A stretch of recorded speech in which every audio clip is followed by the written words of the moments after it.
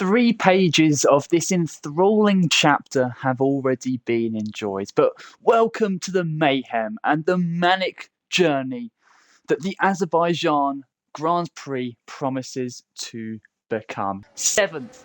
It's not enough to really trouble King Lemon ahead and just the track. Vapor Jess hits the wall. He's spun.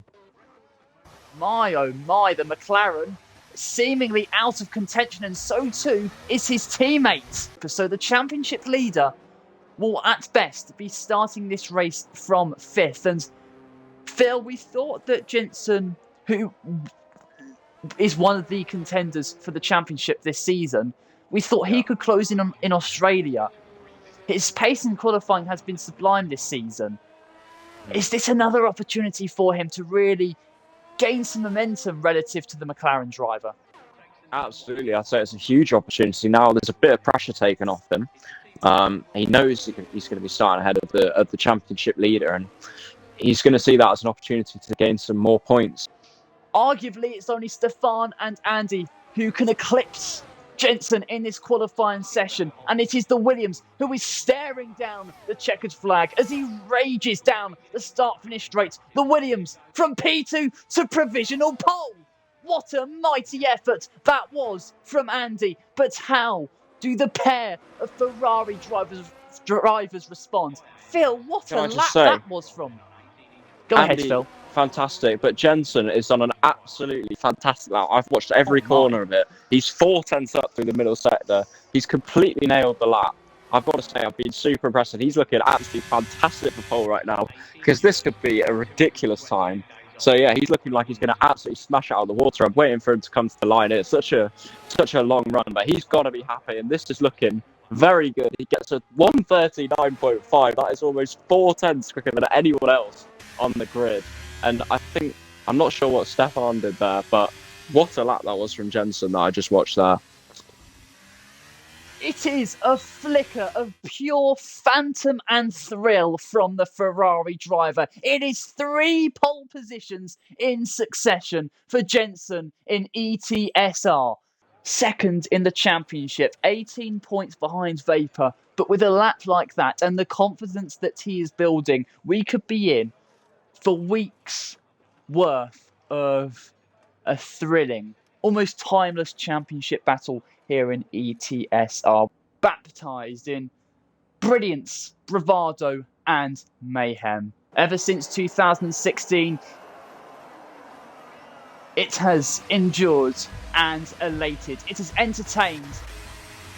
And tonight, here at ETSR, as we go from the lights to the action, we invest in its drama. Jensen from pole position, getting a good start. Andy right behind, fending off Stefan, who is opening the door to the Mercedes of King Lemon, and they collide off of the exit of the first turn. Vapor elevating himself up to the podium places, but he's side by side with the AlphaTauri of Levi King. Those two might be able to work together and pull a gap as well. That's not going to happen now because we've got a safety car. So yeah, that's going to throw up a new challenge, isn't it? When to put down the power. The field right behind him are ready to prize the lead off him. Weaving this way and that way. He'll choose when to put down the power. And with Andy within sight, he's then actually overtaken by Vapor. But Jensen is away at this safety car restart. Vapor force about to move around the outside of the first corner. King Lemon can see the AlphaTauri and Haas ahead. He then has to avoid Randy, who went into the side of ICANN SP, who then has to relinquish 7th place to the Mercedes. There's then contact between the pair and the AlphaTauri, spearing his front end into the wall. Gives you a little bit of time to think, but then you do want to get back into that rhythm where things kind of just take care of themselves, really. Also, just to quickly point out, Kareem missing half his front wing. So he hasn't pitted, but it's going to be a tricky race from now on for him. Oh my. The tables turn melodramatically. Jensen earns himself a drive-through penalty for speeding onto the virtual safety car. That has just ripped his world apart. Something like that can really turn your race upside down. Yeah, absolutely. And you know what? We've all done it as we've got another safety car as Roch crashes out. but we've all done it. At least, and here comes Unatos out of nowhere. He's going to pass the Ferrari as well, and in a flash, he's up to 4th on the road. Jenson serving his drive-through penalty. Andy into the pits as well. And this time, is it the time of Jock to steal the race lead? He plots a path and he steals the advantage from Vapor JS. A setback for the Ferrari. I saw him struggle relative to Kareem off of the exit of turn 16. The Aston Martin then turns his attention to the championship leader and took 3rd place from his grasp. It just shows quality in the race, whole different ball game. As we're seeing more yellow flags, as Vapor JS has retired, our championship leader is out. Oh my. A twist no one could foresee. The championship leader, fallible, on Baku turf. The safety car deployed on lap 11 of 26. And in a position he perhaps did not think he would be in. But he gets us back underway here in Baku. And Kareem now troubling Unatos going into the first corner. Levi King right behind. Things about to move around the outside of the first turn. Stefan in 5th. Creator Sam is 6th. But Kareem staring down the rear wing of Unatos' McLaren going into turn 3. He's feeling bold on the brakes. Oh, it's brilliant from the Aston Martin. He runs ahead going into turn 4. The McLaren, though, fights back with pure and sheer brilliance. Who's going to seize the initiative? It's going to be Unatos. Look at him, already a 3-second gap, and he's going to be hoping that he can keep the drivers to arm's length because Kareem... I think he's understood. I think he has front wing damage. Levi King and Stefan, in a blink, have passed him. Outmuscle him going into turn 3. He's later on the brakes, and down the inside he dares. Oh, Kareem. As we see, Stefan looks like he's going for a move here, and yeah, with the help of DRS, he's able to get that move done. Because with the aid of DRS, with the slipstream, with a bit of battery deployment, the Aston Martin relinquishes that 5th place. Jenson reigniting his surge. He started this race from pole. All of a sudden, on lap 17 of 26, with about 10 laps to go, could he just be a threat in this race once more? From the Ferrari, how's Unatos going to respond? He's going to remain on the racing line. Jenson down the inside. Jenson up to 4th. In fact, does Levi King have front wing damage? Yeah, he does. He's missing an end plate. Oh. Levi King is missing his right-hand end plate. That's going to cost him front downforce. And perhaps 2nd place to Stefan. In the Scarlet Red Ferrari, Stefan is on a surge. Through he goes, up to 2nd. Levi King down to 3rd. Getting a podium place.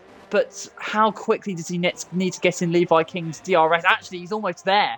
So Levi King's obviously has a further venture.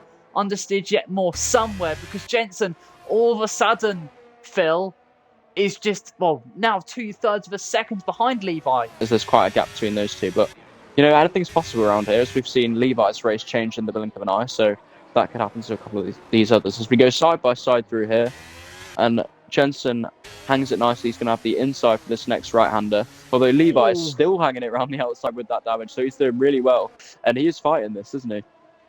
He most certainly is. I thought Jenson had him. I thought he was going to have him on the inside of turn 4. But you need to give respect to your rival, particularly with the walls lurking. You really do not need to be pushing them into the wall. But this battle is allowing Stefan and Jock just to ebb and flow away, running beneath the rear wing of the Alpha Tauri.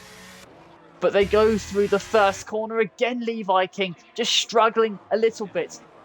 Is Jenson's chance now? The exit off of turn 2 is a promising one, Phil. It's looking like Jenson is going to be going for it again now. But Levi, the problem is for him is he's used his whole ERS, but Jenson hasn't got much either. So if Levi can position his car carefully, this battle certainly isn't over as he's doing through this section. Jenson's trying to look around the outside, but nothing doing there. And Levi's positioning his car very well.